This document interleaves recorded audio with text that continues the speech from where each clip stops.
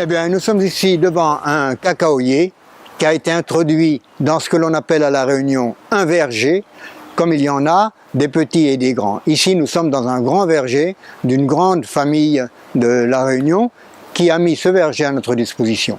L'association Cacao Pays a été créée en 2015, février 2015, avec la perspective d'étendre la culture du cacao à des fins économiques, d'emploi et de production locale qui évite les transports, qui évite l'éloignement entre le consommateur et le producteur.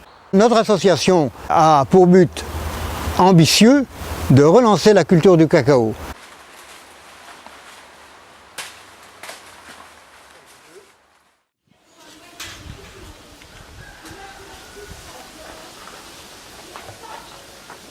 Deuxième étape, après la récolte, l'écabossage, qui consiste à ouvrir la cabosse et on ressort les fèves qui doivent être dans un parfait état de fermentation, à savoir les fèves entourées de mucilage.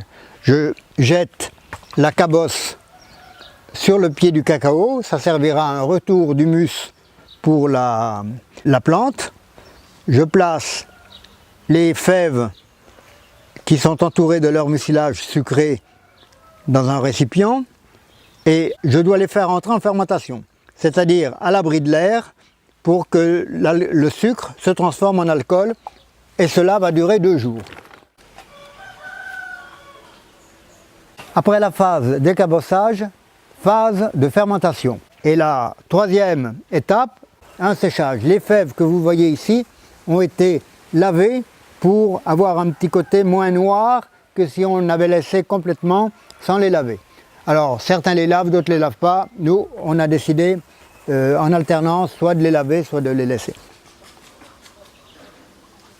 Je suis actuellement dans la pépinière artisanale de l'association avec nos semis qui sont plantés et le résultat final, les fèves séchées dans ces bocaux. Et pour arriver à ce résultat, nous avons une étape cruciale pour la qualité qui passe par le séchage.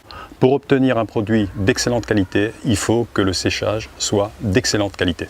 L'association est confrontée donc aux problématiques d'humidité, puisque le cacao pousse dans des régions chaudes et humides. Effectivement, dans l'Est, on est dans une région humide.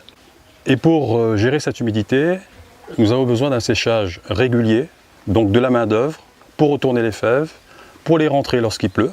Et donc l'idéal, ce serait de trouver un système qui nous permette justement de remplacer cette main-d'œuvre et de gérer de manière automatique, de manière renouvelable, donc le séchage des fèves. L'association attend des élèves ingénieurs de l'Ésirois qui nous conçoivent un prototype qui nous permette d'arriver à un séchage optimum. Un prototype qui ne soit pas cher, qui soit pratique et qui utilise les énergies renouvelables. Le sujet qu'on propose aux élèves ingénieurs de l'Ésirois, c'est de concevoir un outil de séchage de fèves de cacao en utilisant une énergie renouvelable.